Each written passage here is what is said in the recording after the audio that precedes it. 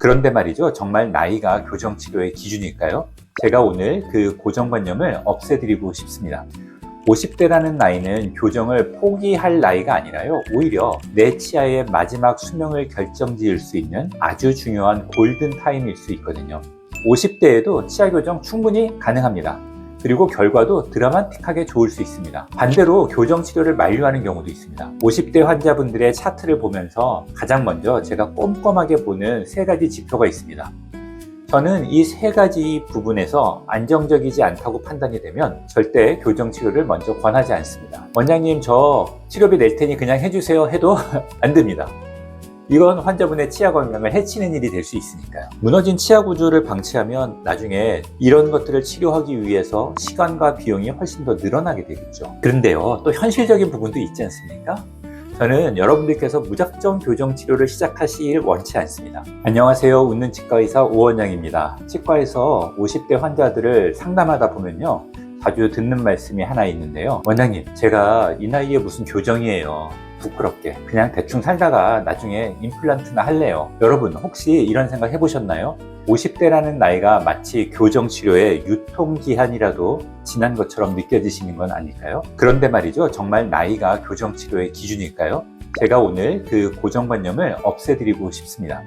50대라는 나이는 교정을 포기할 나이가 아니라요. 오히려 내 치아의 마지막 수명을 결정지을 수 있는 아주 중요한 골든타임일 수 있거든요.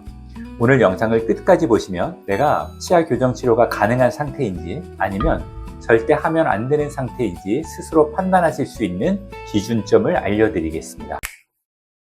결론부터 빠르고 솔직하게 말씀드리겠습니다. 50대에도 치아 교정 충분히 가능합니다. 그리고 결과도 드라마틱하게 좋을 수 있습니다. 다만 조건이 하나 있는데요. 아무나 그런 건 아닙니다. 교정 상담을 갖다가 지금은 교정하실 때가 아닙니다 라고 치과에서 돌려보내신 분들 계실 텐데요. 우리가 교정 장치를 붙이는 게 중요한 게 아니라 그 장치를 버텨낼 기초공사가 되어 있느냐가 핵심이기 때문이죠. 바로 이 기초공사가 치아 뿌리를 잡아주고 있는 잇몸뼈의 상태를 얘기하는 겁니다. 나이보다 훨씬 더 중요한 건 바로 여러분들의 잇몸 상태입니다. 10대 환자분들의 차트를 보면서 가장 먼저 제가 꼼꼼하게 보는 세 가지 지표가 있습니다. 여러분도 본인의 엑스레이를 보신 적이 있다면 이 부분을 한번 떠올려 보세요. 첫 번째는 치조골의 높이입니다. 치아 뿌리를 잡고 있는 잇몸뼈가 나무의 뿌리를 덮고 있는 흙이라고 생각해 보세요. 흙이 너무 쓸려 나가서 치아 뿌리가 훤히 드러나 있다면 그 나무를 억지로 옮기려고 하면 아예 뽑혀버리겠죠. 교정력이라는 힘을 견딜 수 있을 만큼 잇몸뼈의 높이가 충분히 확보되어 있는지 먼저 평가하는 것이 중요합니다. 두 번째는 치주 염증의 활동성인데요. 지금 잇몸에서 피가 나거나 붓고 있나요? 잇몸에 염증이 발생한 상태에서 치아를 이동시키면 치조골 흡수가 빨라질 수 있어서 교정치료 진행에 신중한 판단이 필요할 수 있습니다. 세 번째는 기존 보철물의 구조입니다. 이미 치아들에 임플란트가 여러 개 들어있거나 아니면 치아들이 브릿지로 묶여있는 경우들이 있다면 교정치료 수입 시에 이런 것들을 고려해서 세심한 치료 계획을 세우는 게 필요합니다. 저는 이 세 가지 부분에서 안정적이지 않다고 판단이 되면 절대 교정치료를 먼저 권하지 않습니다. 원장님, 저 치료비 낼 테니 그냥 해주세요 해도 안 됩니다. 이건 환자분의 치아 건강을 해치는 일이 될 수 있으니까요. 지금 이 영상을 보고 계신 분들 중에서 혹시 본인의 잇몸뼈가 치아 뿌리를 얼마나 잘 덮고 있는지 또 잇몸에 염증은 없는지 이런 것들을 한번 정확하게 살펴보시면 좋겠습니다. 그럼 조금 더 구체적으로 들어가 볼게요.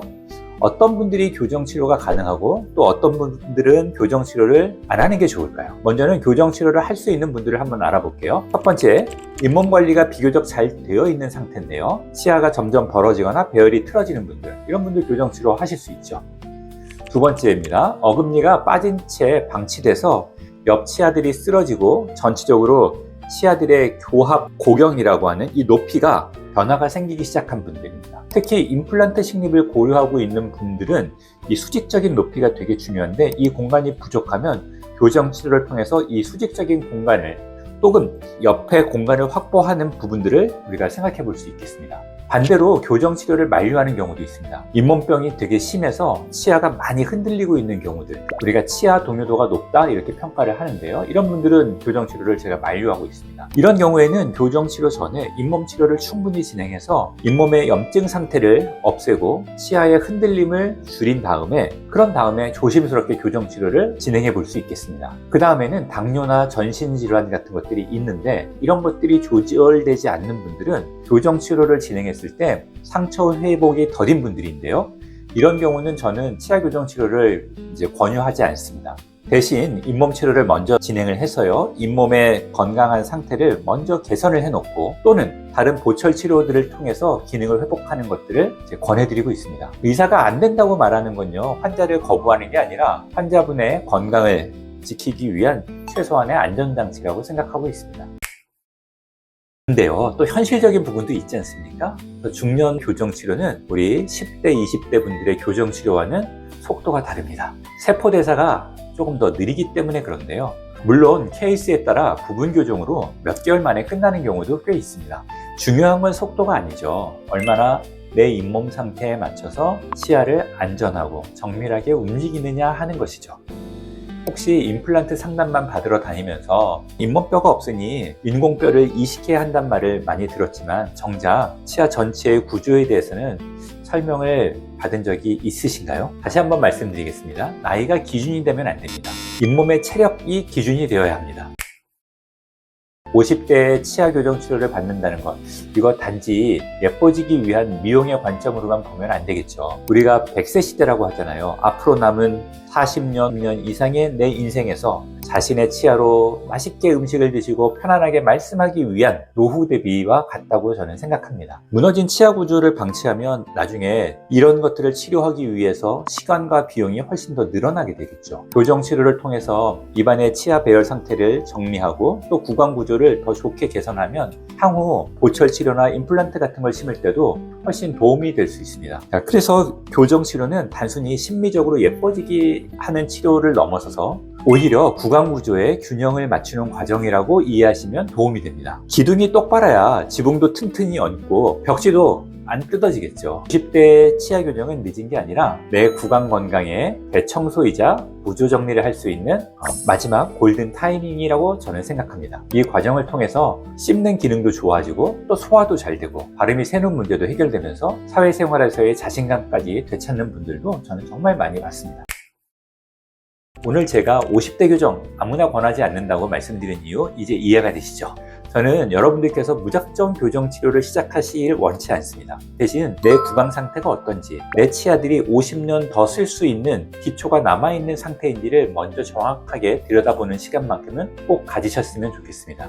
내 치아의 상태를 정확히 아는 것만으로도 막연한 불안감은 사라집니다.